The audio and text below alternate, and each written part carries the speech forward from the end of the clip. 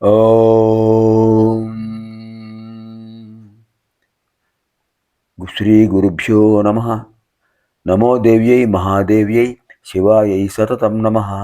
నమ ప్రకృత్యై భద్రాయై నియతా ప్రణతాస్మతాం. శృతిస్మృతిపురాణానాం ఆలయం కరుణాలయం నమామి భగవత్పాదం శంకరం లోకశంకరం. ఇవాళ మనం 54వ లహరిలో ప్రవేశిస్తున్నాం. దానికి ముందుగా శంకర భగవత్పాదుల వారు అనుగ్రహించినటువంటి దక్షిణామూర్తి స్తోత్రం. దక్షిణామూర్తి దక్షిణ ఏంటంటే దాక్షిణ్యం. దాక్షిణ్యం దయ, కరుణ. కరుణయే రూపంగా పొందినవాడు, కరుణయే మూర్తి, దయామూర్తి, దయాస్వరూపుడు, కరుణాస్వరూపుడు, కరుణామూర్తి ఎవరు? పరమేశ్వరుడు. ఆయన దక్షిణాభిముఖంగా కూర్చుని అద్భుతంగా ఆత్మతత్వాన్ని బోధించాట శిష్యులకు. చిత్రం వటతరోర్మూలే వృద్ధా శిష్యా గురుర్యువ గురోస్తు మౌన వ్యాఖ్యానం శిష్యాస్తు చిన్న సంశయా. అద్భుతంగా చెప్పారు శ్లోకం. చిత్రం వటతరోర్మూలే వృద్ధా శిష్యా గురుర్యువ గురోస్తు మౌనం వ్యాఖ్యానం శిష్యాస్తు చిన్న సంశయా. ఒక వటవృక్ష ఛాయలో ఒక దృశ్యం కనిపించింది. గురువుగారు యువకుడు, 32 సంవత్సరాలకి కదా ఆయన. శంకర భగవత్పాదు సిద్ధి పొందింది. ఇది పరమేశ్వరుడు దృష్టిలో చెప్పింది. ఆ పరమేశ్వరుడు ఈ పరమేశ్వరుడు, కైలాస శంకరుడే కారడి శంకరుడు. శిష్యుడు యువకుడు. వృద్ధా శిష్య గురుర్యువ. శిష్యులందరూ వృద్ధులు, తలలు పండిపోయి ఉన్నాయి. గురువు యువకుడు. ఆయన ఏమైనా చెప్తున్నారా? ఏమీ లేదు. గురోస్తు మౌనం వ్యాఖ్యానం. అలా అనుగ్రహ దృష్టితో చూస్తున్నారు. ఆయన అనుగ్రహ దృష్టితో చూసే ఆ దృష్టి ప్రసారంతోనే వాళ్ళకి సందేహాలను తొలగిపోతున్నాయట. పని వాళ్ళు ఏమైనా అడుగుతున్నారా? అడగట్లా. వాళ్ళ మనసులో సందేహాలు ఉన్నాయి, అడుగుదాం అనుకుంటున్నారు, కానీ అడగలేకపోతున్నారు. అడగవలసిన అవసరం కూడా లేకపోయింది. కారణం ఆయన యొక్క అనుగ్రహ దృష్టి వాళ్ళ మనస్సులో ఉన్న సందేహాలన్నింటినీ తొలగించేస్తుంది. గురోస్తు మౌనం వ్యాఖ్యానం శిష్యాస్తు చిన్న సంశయా. అలాంటి దక్షిణామూర్తి స్వామి వారి యొక్క స్తోత్రాలు అద్భుతంగా ఉంటాయి. విశ్వం దర్పణ దృశ్యమాన నగరి తుల్యం నిజాంతర్గతం పశ్యన్నాత్మని మాయయా బహిరేవోద్భూతం యథా నిద్రయా యస్సాక్షాత్కురుతే ప్రబోధ సమయే స్వాత్మానమేవాద్వయం తస్మై శ్రీ గురుమూర్తయే నమయిదం శ్రీ దక్షిణామూర్తయే.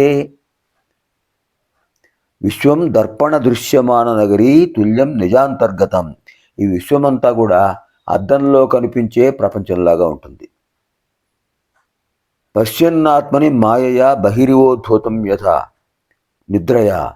నిద్రలో స్వప్నం ఏ విధంగా తాత్కాలికంగా ఉంటుందో వాస్తవం కాదు.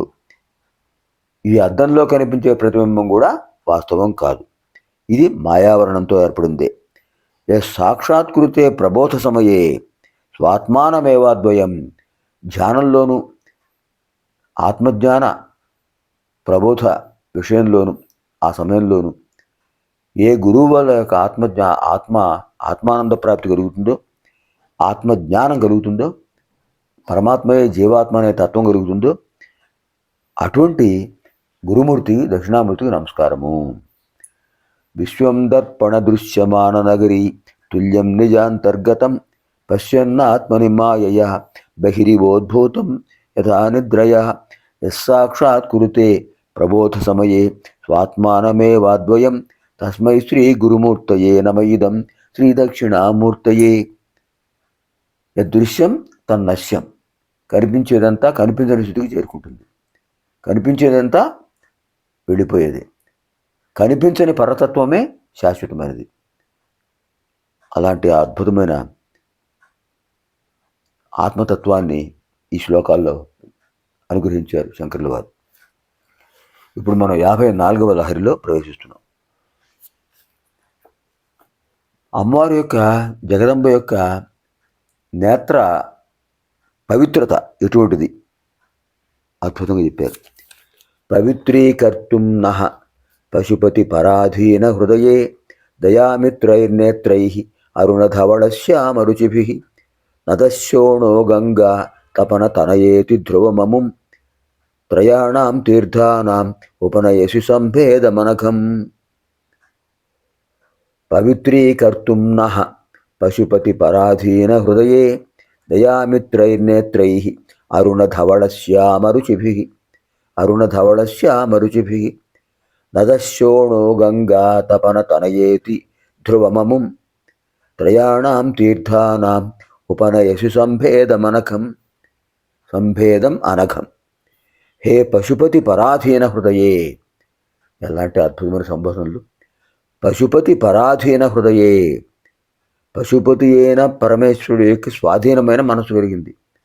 అమ్మవారి మనసు స్వామివారు స్వీకరించేశారు. అదే హరాయత్త హృదయే. ఆ స్వామి యందు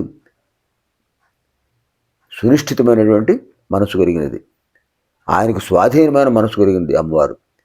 దయామిత్రై అరుణధవళ శ్యామరుచిభి. పరమేశ్వరుడు యొక్క దయకు కారణమైనటువంటి ఎటువంటి ఆ నేత్రాలు? ధవళవర్ణం, శ్యామలవర్ణం, అరుణవర్ణం. ధవళవర్ణం, శ్యామలవర్ణం, అరుణవర్ణం. అలాంటి నేత్రాలు మూడు కూడా. నేత్రై, ఆ నేత్రాల చేత శోణనద, శోణ అనే నదము అంటే నదములు అంటే పశ్చిమం నుంచి తూర్పుకు ప్రవహించేవి నదులు, తూర్పు నుంచి పశ్చిమానికి ప్రవహించేవి నదములు. అదే శోణ అనేది నదం. అలాగే గంగా, భాగీరథి, ఇది నది, తూర్పుకు ప్రవహిస్తుంది. ఇంకా మూడవ నది తపన తనయ, కాళింది, యమునా నది. ఇలాంటి మూడు నదులు కూడా ఈ మూడు వర్ణాలు కలిగినటువంటి నదులు. ఇది త్రయాణం తీర్థాణం, మూడు నదుల యొక్క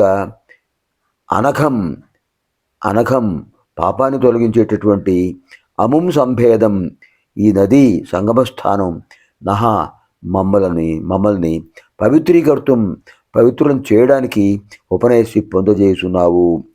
అలా ఆ నదీ భావాన్ని మాకు కలిగిస్తున్నావు తల్లి. ఏతత్ ధ్రువం, ఇది నిశ్చయము.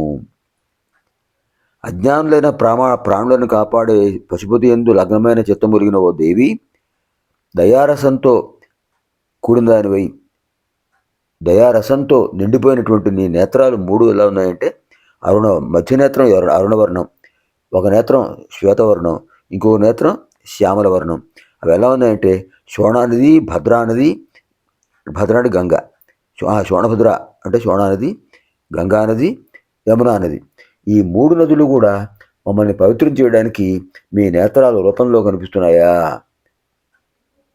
అని అద్భుతమైన భావనను ఇక్కడ అనుగ్రహించారు శంకరుల వారు. పవిత్రీకర్తుం నః పశుపతి పరాధీన హృదయే దయామిత్రైర్నేత్రై అరుణధవళశ్యామరుచిభి నదశోణో గంగా తపన తనయేతి ధ్రువమముం త్రయాణం తీర్థానాం ఉపనయసి సంభేదమనఘం. మూడు తీర్థాలే. జల ప్రాధాన్యం కలిగింది తీర్థం, దైవ ప్రాధాన్యం కలిగింది క్షేత్రం. ఈ మూడు నదులు. అలాంటి అమ్మవారు నమస్కారం. సర్వేభ్యः శ్రీమాతృదేవ్యాः దివ్యానుగ్రహప్రాప్తిరస్తు. శుభం భవతు. స్వస్తి.